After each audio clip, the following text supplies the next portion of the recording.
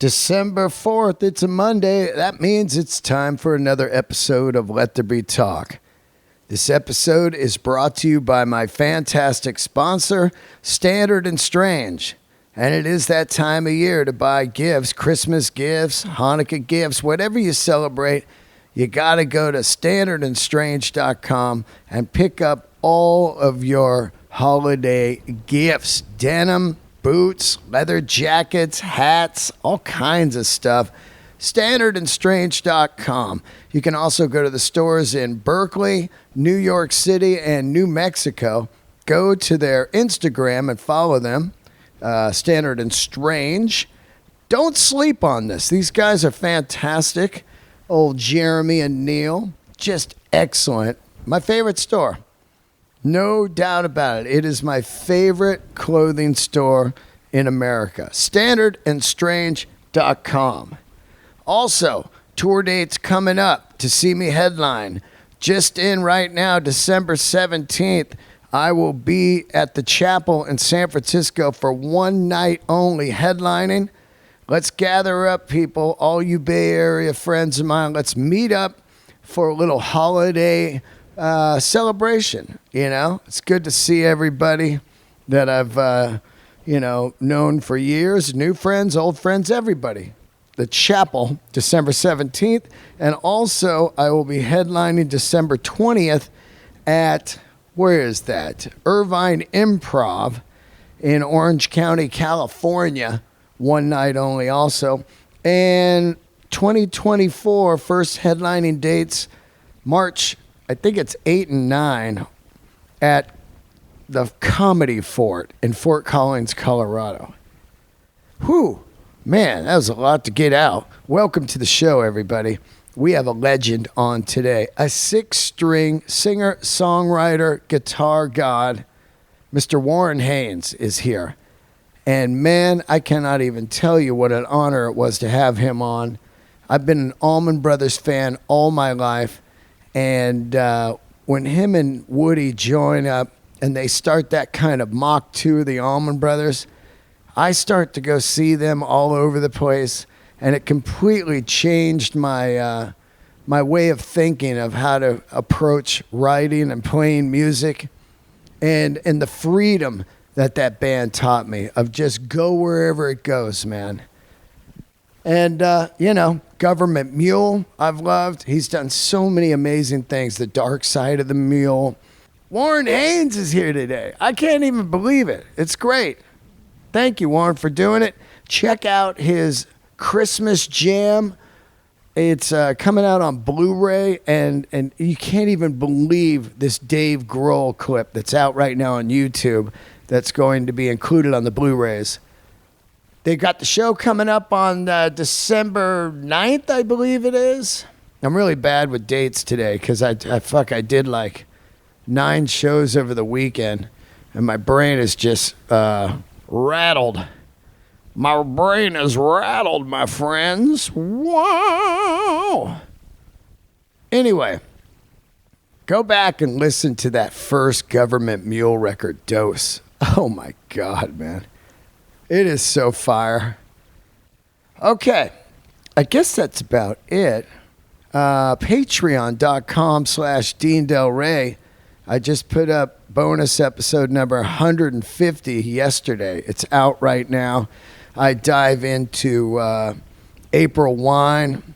I dive into Stretch Denim. And I also get into the LA Auto Show that I went to, talk about that, and doing comedies at charity events. A lot of funny stuff on there, fun stuff. Check it out, patreon.com/Dean Del Rey. All right, have a great week, and I hope to see you out there. I'll be at the Comedy Store and Flappers all this week. And once again, San Francisco, the Chapel, December 17th. Get tickets now, please.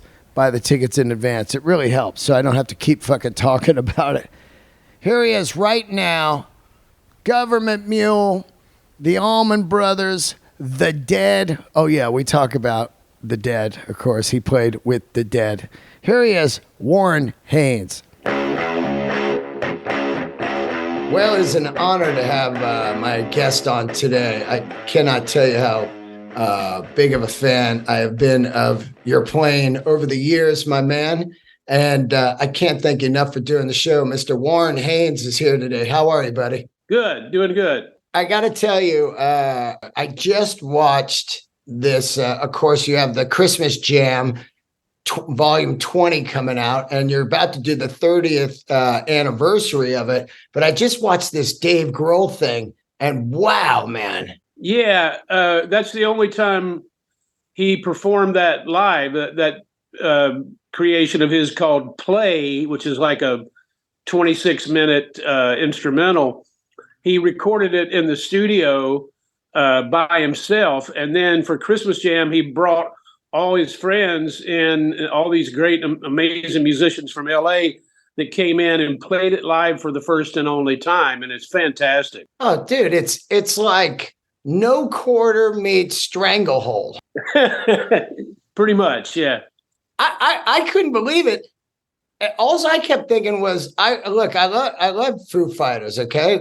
But I wish that he would do more of that stuff because it was just insane. Yeah, me too. I love that crazy instrumental stuff and all the odd time signatures. And it's really cool. It really is because, I grew up on AC/DC, Ted Nugent, Kiss, and then I start getting into the Allman Brothers, and then around 92, 3, whenever the Horde starts happening, the Horde tour and Jam really comes out into full force, it really opened my mind, and also growing up around Primus in the Bay Area to, alternative music. And then I start diving into Miles Davis. I start getting into, Zappa and all this outside the box music. And it's really all I really listen to these days, That's great. Yeah. I had two older brothers that turned me on to a bunch of outside of the box stuff early on. So I heard Zappa when I was really young, and my oldest brother was into Miles and Coltrane and all that stuff. But like most guitar players, I went through the whole fusion era where we were listening to, Mahavishnu Orchestra and Return to Forever and Weather Report and all that kind of stuff.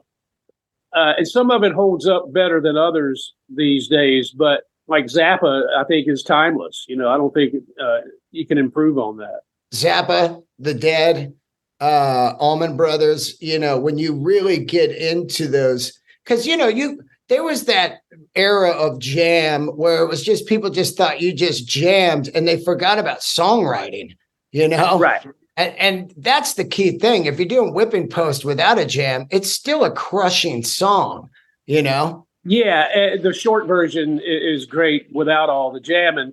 But I think what Gov't Mule tries to do, which is taking a cue from the Allman Brothers and from the Dead and from other bands, Led Zeppelin and stuff, is find that balance between songs and some special jam chemistry. Because one without the other is cool, but if you have both and you can strike a cool balance of the two, it's much more dimensional. Well, that's what I always loved about you because, first of all, you are an incredible songwriter, and you've been writing songs, all the way back to when Garth Brooks did one of your songs. So songwriting has always been like one of your huge strengths, along with, of course, your guitar playing and your singing. So it's so important to have a great song. At the end of the day, that's really why we're there, Yeah, I love sitting and hearing someone play a great song on acoustic guitar as much as I love hearing some 20-minute jam that goes off the cliff. I grew up listening to singer-songwriters, obviously starting with Bob Dylan, but, even the more 70s stuff like James Taylor and Jackson Browne and all that kind of stuff.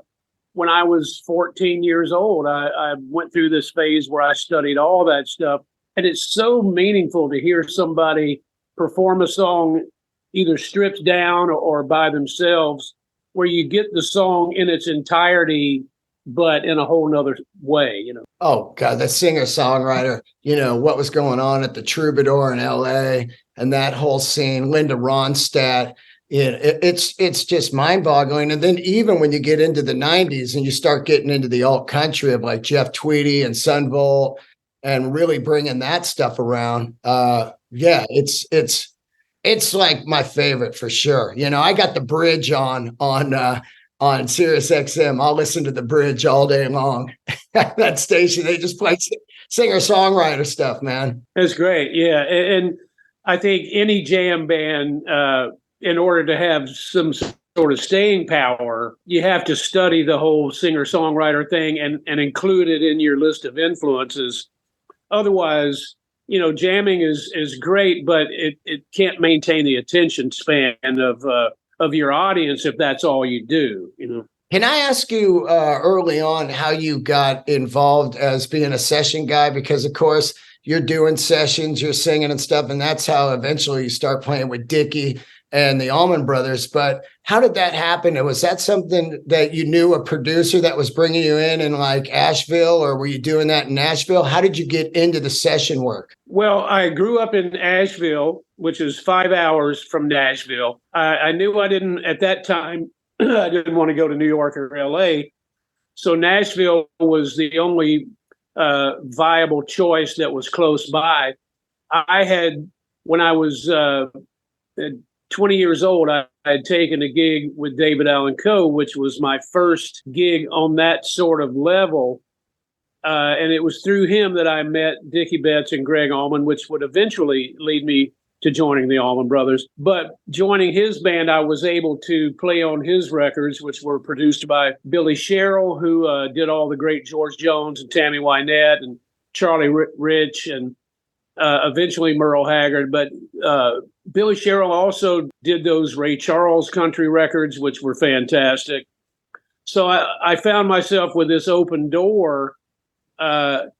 You know, it wasn't a shoe-in. It wasn't like I could just start at the top. I had to go through all the ropes like anybody else, but I was young enough to be willing to kind of put up a fight. So I decided to move to Nashville when I was 22 or 23 and try to do session work there. The more I did it, the better I got at it. I actually got more work as a background singer than I did as a guitar player. I think a lot of the producers thought my guitar playing was a little too much. maybe not Nashville prime time at that point. But as I worked more and more, I started realizing that I didn't really like it. It wasn't for me. I didn't want to be a chameleon. I wanted to be able to express myself in more of a personal way. And then I had gotten a call around 1986 from Dickie Betts saying that he wanted to put a band together and wanted me to be part of it and wanted us to write some songs together. So it all kind of just exploded from there. You know, I worked with Dickie for 2 or 3 years. And then in 1989, they called me and said, we're putting the Allman Brothers back together and we want you to join. And so at that point, the whole world changed for me, you know. Yeah, and it kind of changed for me too, because then, you know, there's that dead period of no Allman Brothers. And I was playing music at the time, and then the Allman Brothers come back, and I go see you guys at the Shoreline, and it's just game changer, because I'm like, oh my God, here's a band I loved growing up. And they, you know, they were gone because members were gone and passed away and everything. And also the music world had changed. And a lot of those bands like Dylan and Allman Brothers started playing county fairs and stuff, and it just dissipated. And then you come in with Woody, and it completely explodes for years and becomes massive and incredible. And I call it the Soulshine era, you know, the second set, all that Live at the Beacon and stuff era. And it's just mind-boggling how incredible that band was with you two in there, because it was a huge shoes to fill. And I think it was just as good. Well, it was from the very beginning, the chemistry was really strong with the new members and with the original members at that point being really on top of their game. They were all getting along together. They were all playing and singing great. So from the very first rehearsals we did in January of '89, it just sounded fantastic. And all of us were kind of scratching our heads going, wow, this is kind of too good to be true, because the previous incarnation of the Allman Brothers was 9 years earlier, and they were trying to adapt to the 80s and trying to write songs for commercial radio and trying to update their sound, and it just wasn't working. So as Dickie Betts told me, they just kind of backed out of the music business for a while. And then I think seeing the success of Stevie Ray Vaughan and Robert Cray on one side, and the Grateful Dead doing huge arenas and stadiums on the other side, at some point around 88, 89, they started thinking, hey, somewhere in between those two things is us. Maybe there is a chance for us to kind of be ourselves again. Oh man, it was game changer. Absolutely. Up until that point, I don't really know your slide history, but I think you're one of my favorite slide players. Of course, a lot of people talk about Derek and of course the old days of Dwayne and stuff. But the thing I loved about your slide playing is it felt less erratic to me, and it was more slippery. You know, it has slippery, beautiful feel. And I just love your slide playing. Were you playing slide way before that, or did you start to have to learn it because the Allman Brothers were happening? Well, I started playing slide when I was a teenager, but I didn't focus on it as much. I was pretty good at it, but not great. And then when I joined David Allan Coe's band, he had a pedal steel player, so I didn't wind up playing much slide, if any, in that band. And then when I moved to Nashville, I started focusing on it a lot more. When Dickie saw me playing in a blues band in Nashville, I was playing quite a bit of slide guitar, and he was kind of looking for that. So when he hired me to be in his band, it was the perfect opportunity and reason for me to really focus on my slide playing. So somewhere around 86, 87, 88, I started really buckling down and concentrating on slide guitar and realizing that I had kind of a different approach to it and a unique voice on it. So playing with him kind of forced me into becoming a much better slide player. I'll tell you what, it's fantastic. It's very pleasing whenever I hear you play slide, because like I said, it's just haunting and slippery. A lot of the slide players are a little too erratic for me, and I like just sliding on in, like the term slide playing, Yeah. One of the things that was different about my approach was that I was playing in standard tuning. I do play in open D and open G and other tunings as well, but my preference is standard.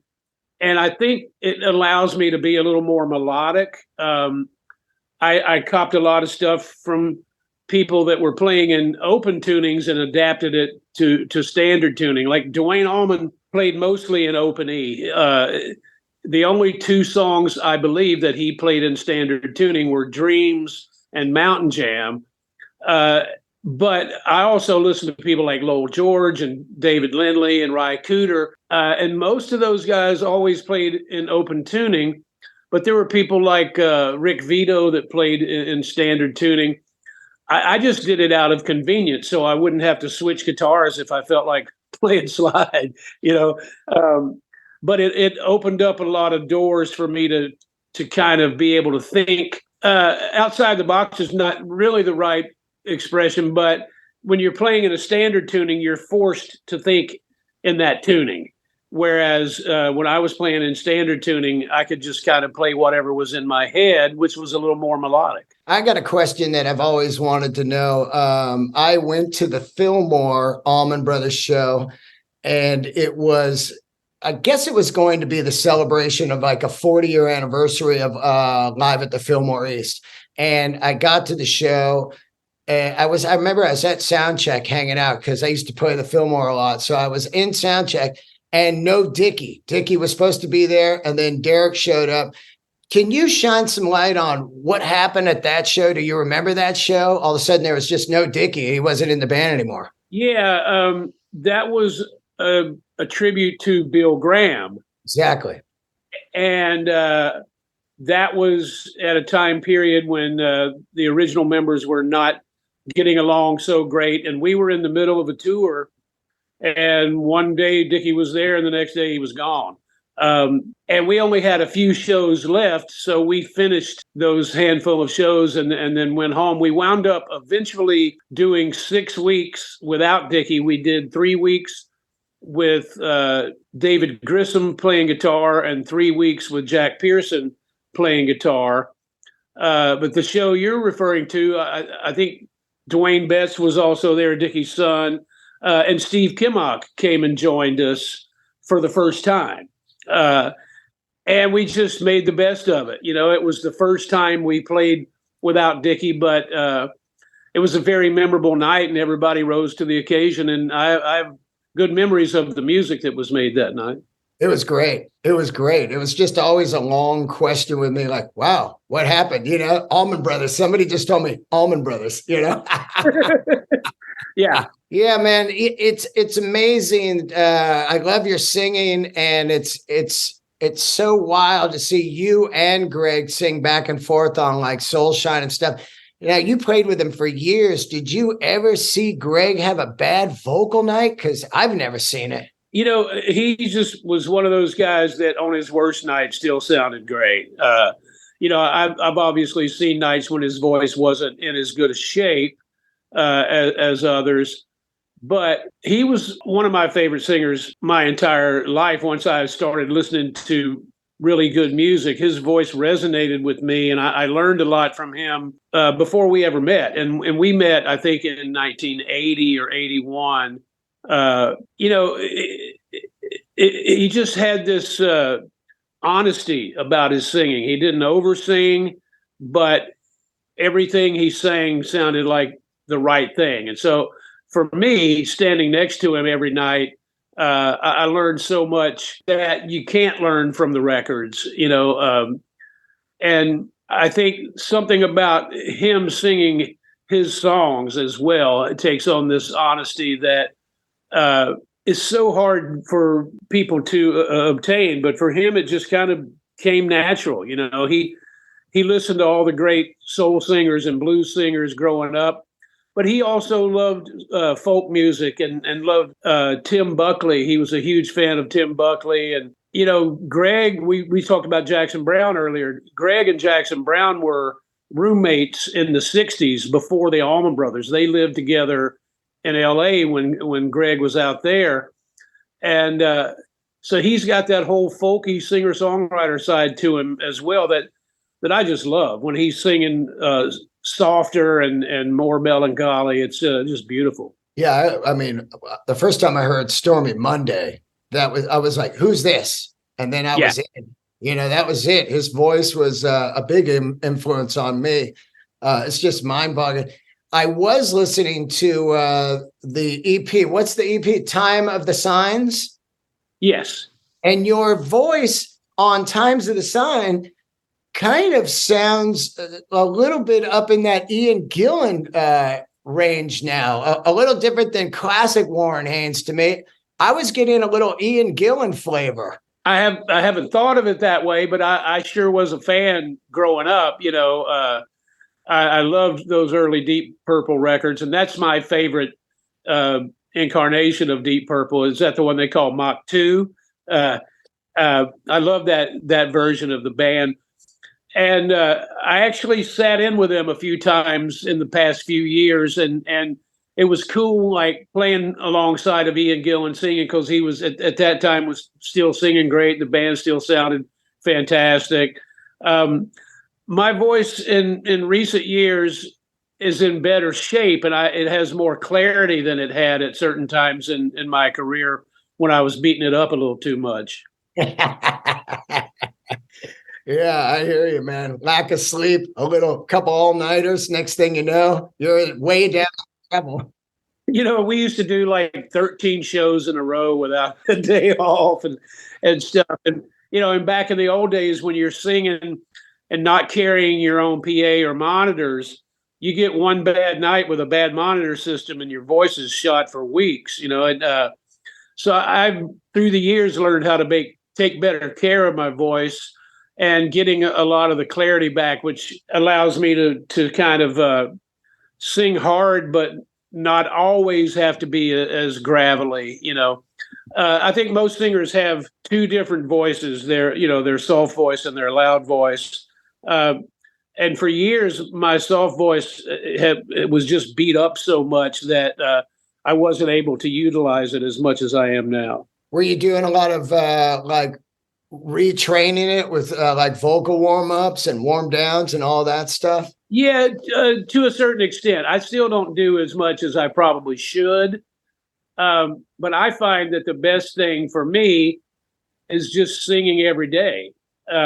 As long as I'm singing all the time, my voice stays in pretty good shape. It's when we take time off that it starts to kind of, I don't know if relax is the term, but your voice is like a muscle, like any muscle. If you keep it in shape, it'll work for you. But I've never been great at the warm up, warm down, but I'm much better at it than I used to be, for sure. I got to tell you, I love Gov't Mule, and I flew out to see you guys at a Voodoo Fest years ago, and Dave Schools on bass, I believe, was on that night, and it like those records from the first one, Dose, all the way out are just unreal records, man. And the live band is insane. I have not seen you guys in years because I've been touring myself, but can you run me down who is on the bass now? And now you're 4-piece, correct? Yes.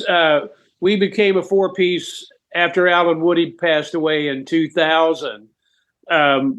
And we did the Deep End Volume 1 and the Deep End Volume 2 recordings with all Woody's favorite bass players, Jack Bruce and Chris Squire and John Entwistle and Larry Graham and Bootsy Collins and Les Claypool and all these people that he loved, Rocco Prestia.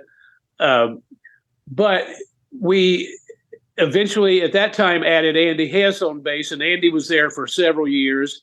And then he left the band. And then 15 years ago, we hired Jorgen Carlson, who just left the band recently. And we hired this guy, Kevin Scott, who's been with us about 6 or 7 months now and is just fantastic. He's doing a terrific job. Gov't Mule is an interesting band in the way that the bass plays such a huge role in the music. It's such a big part of the overall personality. And Kevin Scott has got personality for days in his playing, and he loves Alan Woody's playing, but also loves Andy Hess and Jorgen Carlson's playing. But he's very much his own guy. And so at this point, we've hit him with about 250 songs that he's had to learn. And he's just doing an incredible job. Let me ask you, you did some time in the Dead. And there's been multiple guitar players that have kind of rolled into that position. Kim Ock, and of course, recently John Mayer from Dead & Co. for the last 13 years or so. But how did you approach the Jerry spot as far as guitar playing? Did you look at it as like, I'm going to give it my own thing? Or were you mixing in his, I heard you play in the Dead, but I'm just wondering, when you're first getting ready to start it, what was your approach to that? Do you go out, you get the auto wah and you're ready to go, Well, my situation was a little different in the way that my association with those guys started with Phil Lesh. I got a call from Phil Lesh in the late 90s saying that he had put together a list of musicians, quite a long list of musicians that he wanted to play with, and that I was one of those people. And would I be interested in coming to California, doing a few rehearsals and a few shows? And I said, absolutely, I would love to. And when I got there, the thing that he told all of us was, I don't want anybody to play or sing like Jerry. I want everybody to bring their own personality. And I don't want to hear any of the signature stuff that he played. I want you to reinterpret. And so not just myself, but all the musicians at that time, he was giving the same kind of parameters to, because he wanted to hear other musicians interpreting that music in a different way. And I think he was spot on. He was exactly right. So I played on and off with Phil for years and years and years, which eventually led to me touring with the Dead two different times, I guess 93 and 99, or 2003 and 2009. Sorry, dated myself there.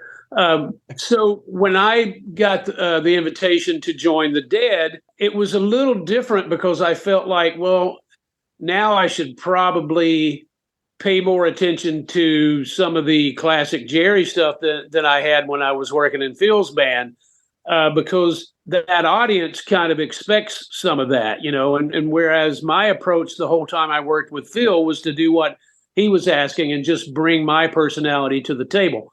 And of course, the guys in the Dead were giving me all the freedom in the world. They're saying, you do it however you want. You interpret it your own way. You can pay as much tribute to Jerry as you want or don't want from moment to moment, which is really the same freedom that the Allman Brothers gave me when I joined the Allman Brothers in '89.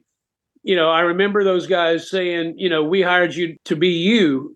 However much Duane Allman influence you choose to showcase is your own decision. And we're not going to ask you to play it more like Duane or less like Duane. And that makes you feel at ease, and I think you can be more creative when you feel that kind of freedom. Yeah, absolutely, because then you can get some of the flavor, but you can be yourself, Yeah, and I could decide song by song or night by night how much I wanted to go down that road. There's certain songs, like when I was playing slide on Statesboro Blues, you kind of need to play it like Duane Allman because that's what that is. That's what that song is, But then when we would play Dreams or In Memory of Elizabeth Reed or Whipping Post, sometimes the jams would go off into completely different directions. And for me, that was a lot of fun to kind of do it my own way, Do you feel that I feel that the jam scene and Horde and all that kind of saved some bands like the Black Crowes. The Black Crowes kind of morphed into a jam band and were able to survive all this time. And I think that if they didn't get into that kind of scene, they might have been left as maybe quote unquote an 80s band, Yeah, it's hard to say because, the Black Crowes started, I guess, late 80s. A lot of the bands from that time period kind of fell by the wayside. I think they kind of always had one foot in the rock and roll world and one foot in the jam band world. And Gov't Mule is similar. We're a little heavier than most jam bands.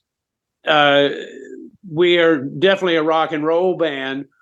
But in order to qualify as a jam band, the main criteria are that you play a different set list every night, and that your music is kind of steeped in improvisation.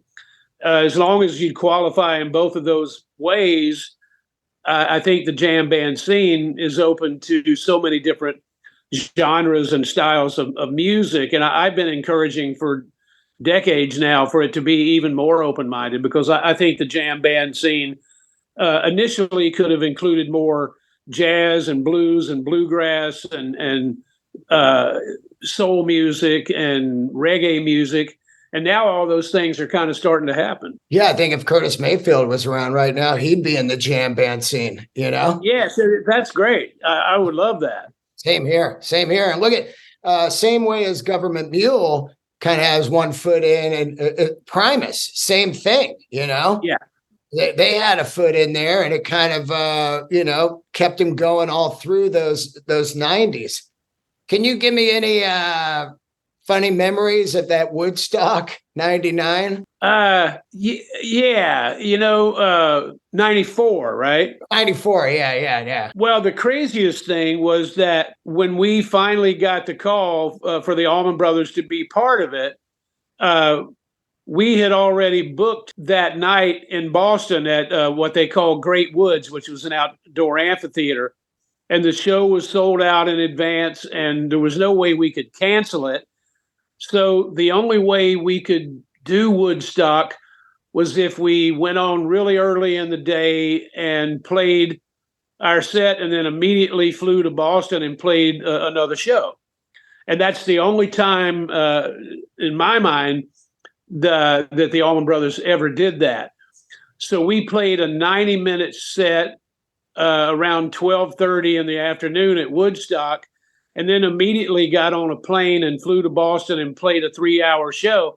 And we were all joking around that the Boston show was going to suffer. We were all going to be tired, but it turned out to be fantastic, as did the Woodstock show. But we were in and out so quickly. Like we were probably there like 6 or 8 hours. I went to bed on the bus and woke up and we were backstage at Woodstock, and I don't even know how we got there. But Alan Woody was a big Primus fan, and he was telling me, we got to watch Primus, and we weren't able to watch their show in its entirety. So we were watching it on the TV as we were pulling away in the bus. But he's the one that turned me on to Primus, which was somewhere around that time. I don't know, 93 or 94, when Woody turned me on to Primus. And then I eventually became friends with Les, and we've collaborated together. And I love what he does. Oh God, he's a genius, man! Wow, that stuff he's doing with Sean Lennon right now. It's just mind-boggling. Yeah, I love that stuff. We all went to see him in Austin, Texas, on a night off, and it was fantastic. Of course, Les and I played together many, many times, and he's one of the people that helped keep Gov't Mule alive too.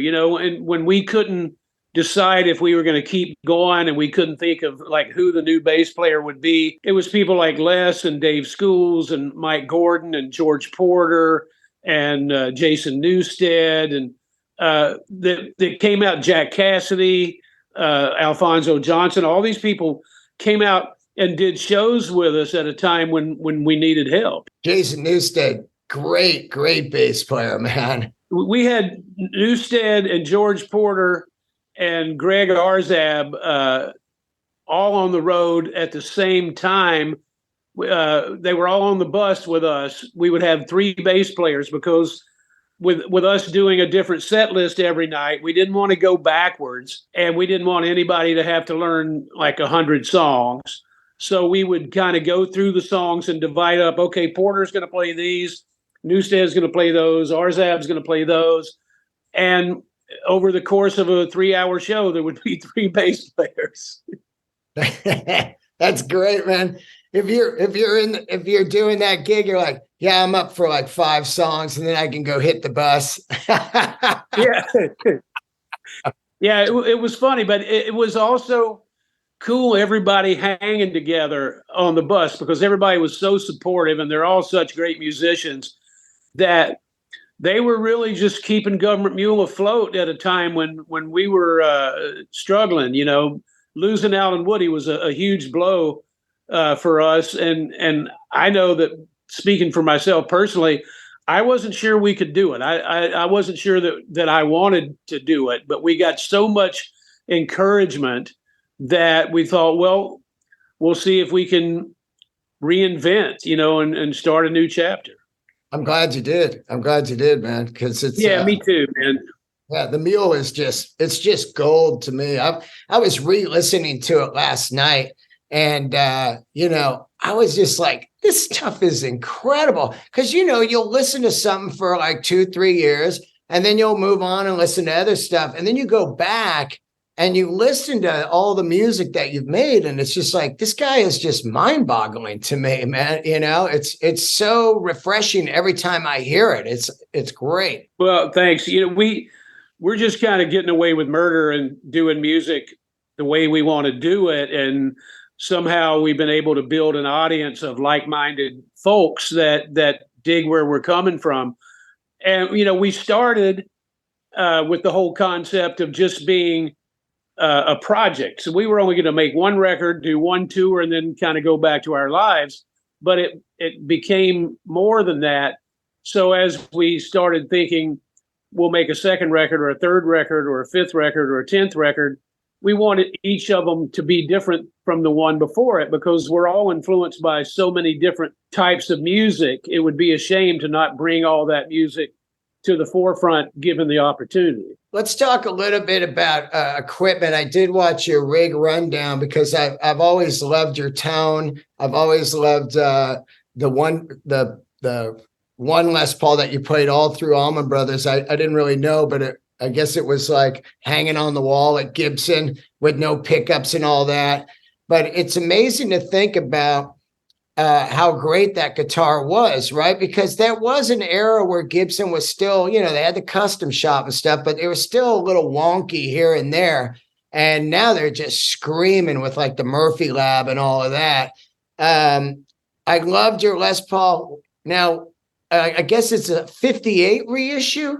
My signature model is a 58 body and a 59 neck, and it has burst bucker 1 in the rhythm position and burst bucker 2 in the treble position, and it has this buffer preamp with a switch that you can turn on and off that enables you to get all the treble back when you turn the guitar down really low on the volume knob.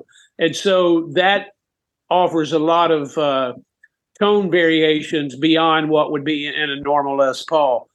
And I've gotten so used to playing those guitars that they're the most comfortable for me to play. I know how to navigate those guitars more than anything. And we're also working on a signature Firebird and maybe another signature Les Paul. I have a great relationship with Gibson, and they allow me to kind of give a lot of input and explore different options. And, I've been a Gibson guy my entire life. Let me ask you something. So you're saying 58 body, but 59 neck. Isn't a 58, 59, 60 the same body and just the neck shapes are different of all three? That's a good question because I'm basing it on what I remember Brian Farmer, my old guitar tech that passed away.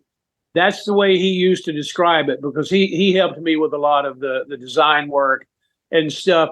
I don't know if there's a difference in the curve or not. That's something that I could easily be corrected on. But that's what Farmer used to always say. It's a 58 body and a 59 neck. But I could be so wrong that it's the exact same thing. Well, I know the neck shapes are all totally different. Like 58, I always liked. It was kind of baseball bat. Then 59 was kind of medium. And then 60 was too slim for me. That's the Jimmy Page, Joe Walsh type of stuff, the slim down neck. That's my feeling as well. The 60 necks are too skinny for me.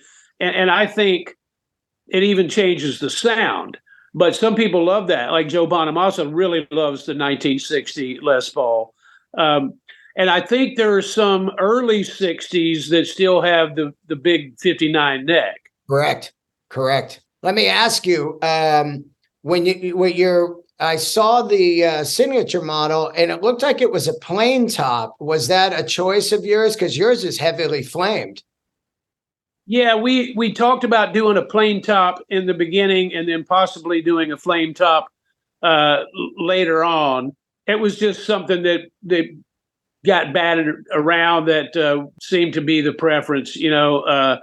I've really become fond of the plain tops, although my real 59 is a beautiful burst. Oh, wow. You got a real 59. When did you get that? I guess I got it in the 90s. In the 2000s. I've had it about, God, it's probably 15 years now. I'm having trouble with decades today for some reason. Oh, I get it, dude. I'm only 57 and I can't even remember what. Somebody goes, what happened in 96? I go, I have no idea. 1896? I don't know.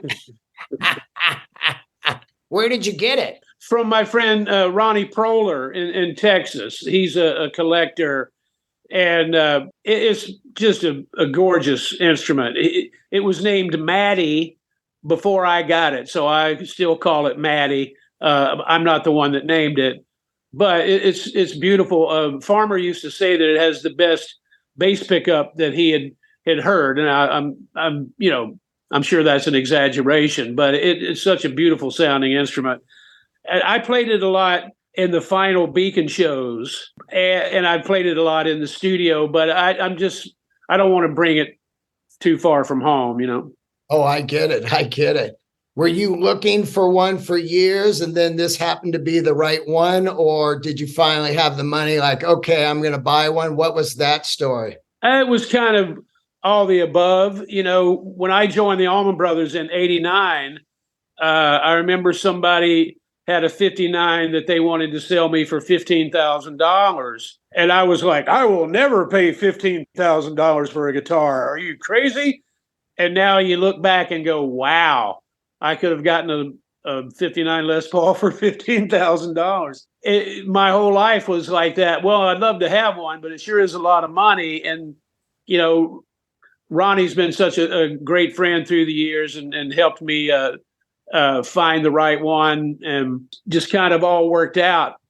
And I looked at a lot. I played probably 30 or 40 of them, I'm really happy with the one that I wound up with, but I don't see myself as one of those people that'll continue down that road, Not Bonamassa style.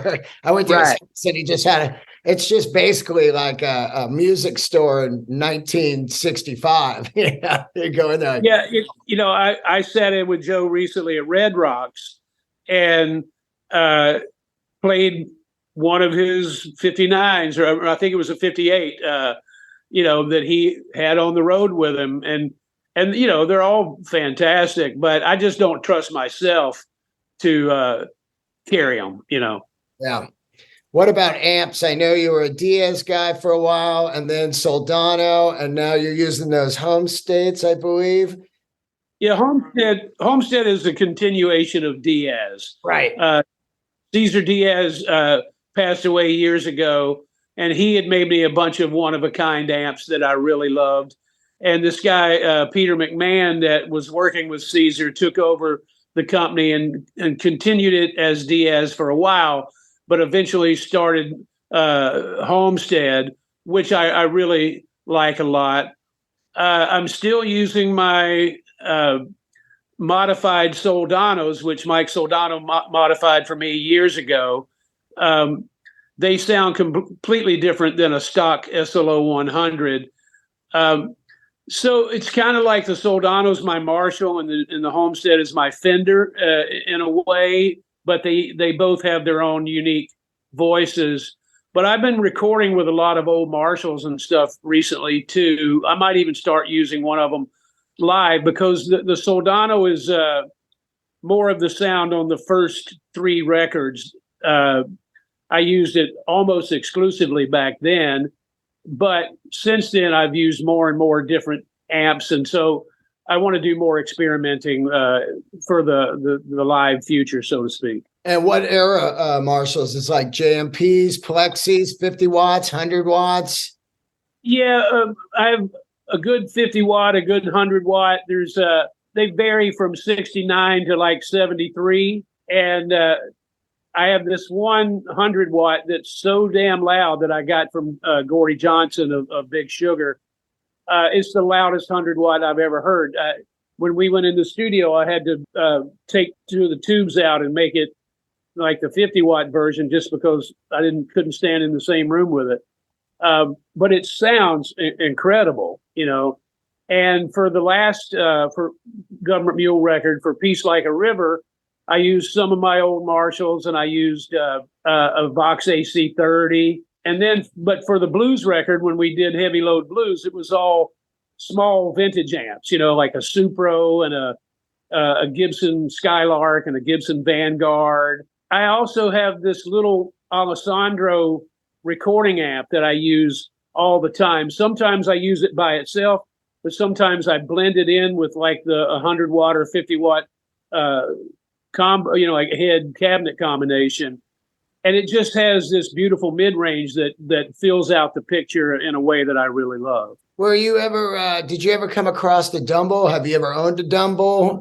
He recently passed away, but I know that quite a few people have them. John Mayer, Bonamassa, a lot of guys out there playing Dumble. I actually not only never owned one, I've never plugged into one.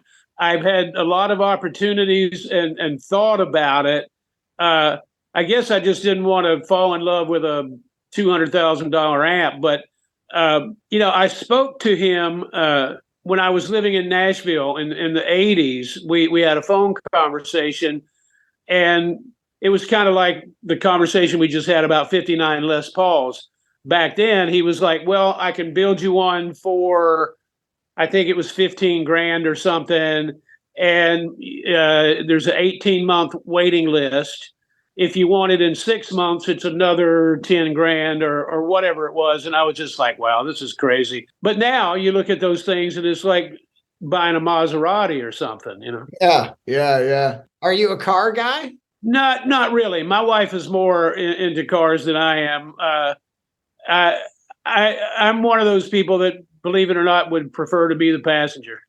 What about any other collection stuff like watches or anything other than guitars and amps? Not really. I have a few pieces of old sports memorabilia that I've accrued through the years, but not because I'm a fanatic, just because the situation came up and it was available, but guitars, I even never thought of myself as a guitar collector. I used to make fun of Alan Woody because he had over 500 instruments between basses and guitars and mandolins and all that stuff.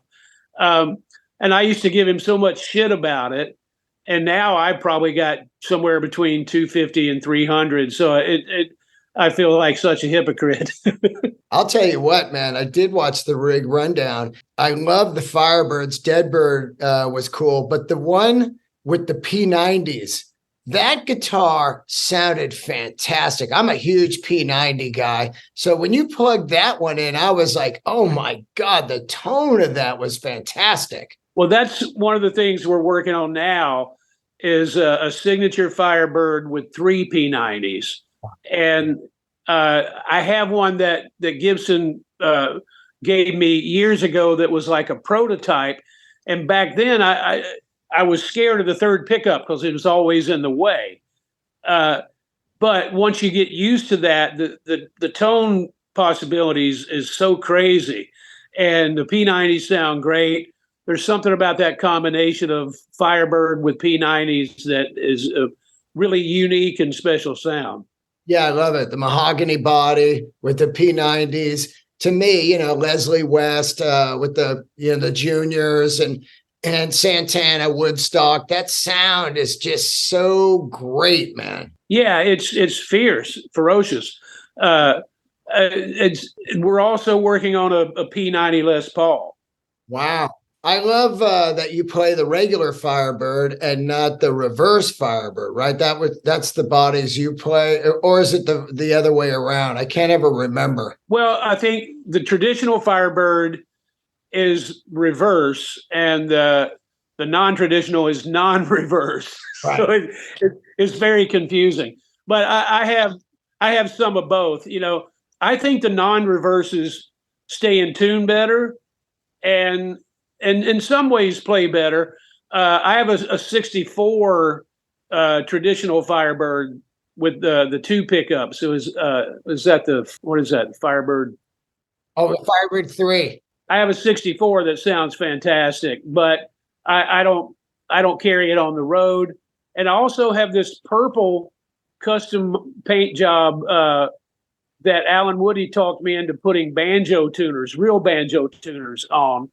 And it does make it sound better. There's something about it that affects the sound. It's hard to keep in tune or hard to get in tune, but it's worth it once you do get in tune. It sounds really great. That's the guitar that I played on like Endless Parade on High and Mighty.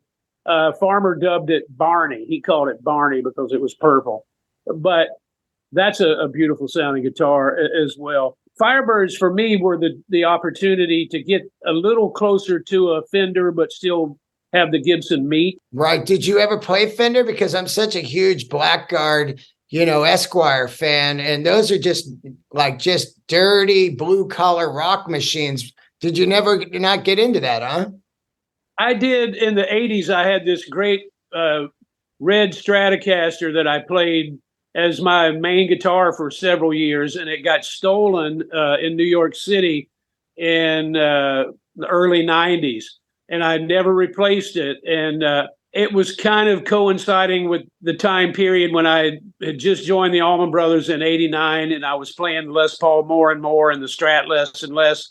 But there are a lot of video footage from '89 and early '90s where I even was playing that Strat in the Allman Brothers, which was me trying to bring a different sound into that band at the time.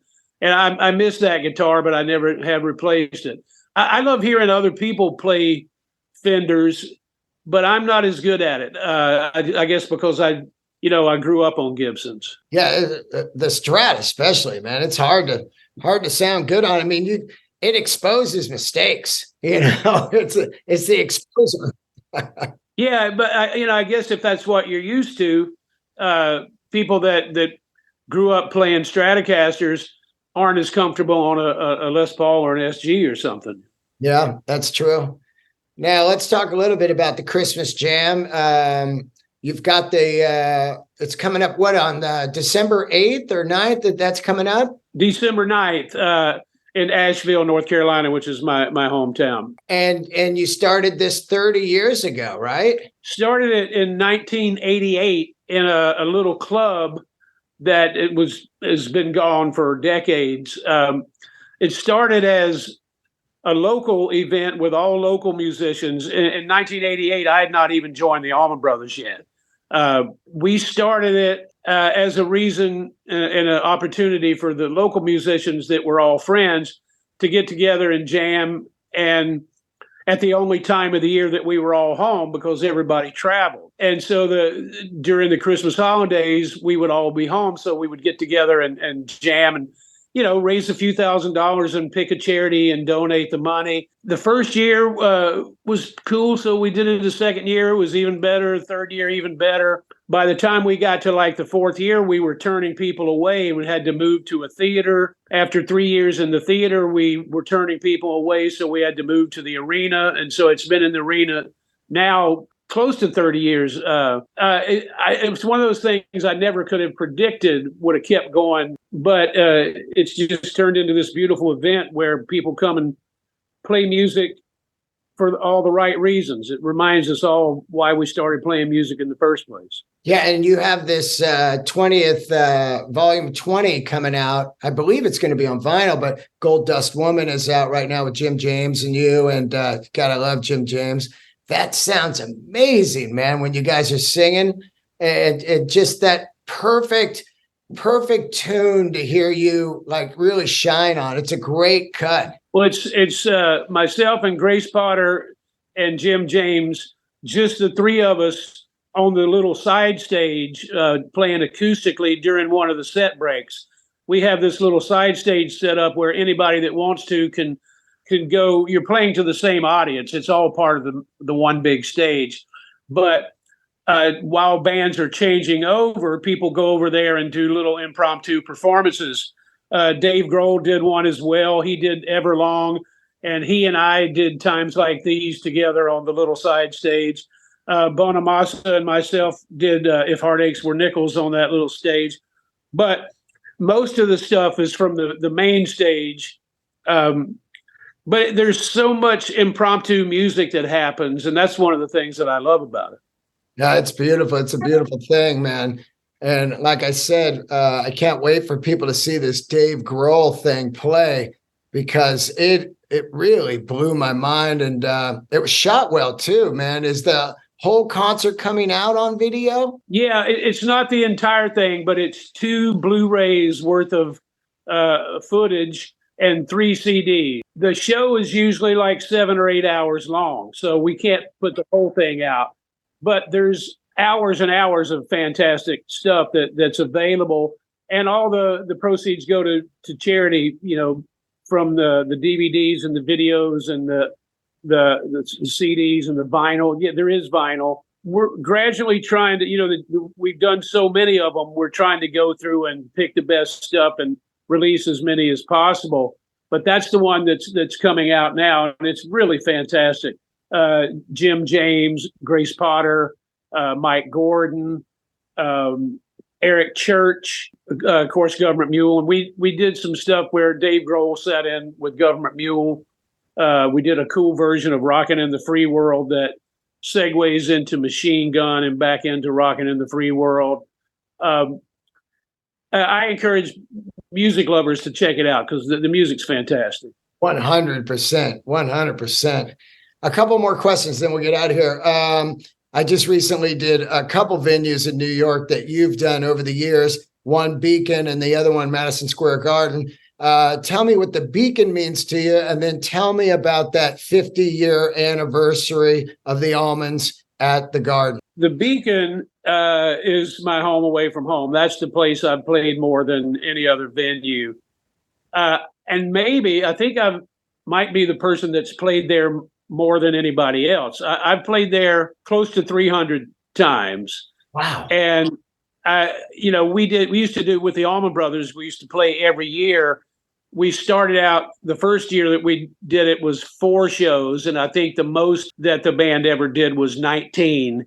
But Gov't Mule does multiple shows there. I did a lot of stuff with Phil Lesh there. And I've sat in with the Black Crowes and Widespread Panic and so many people there through the years. Wonderful venue. I really love it.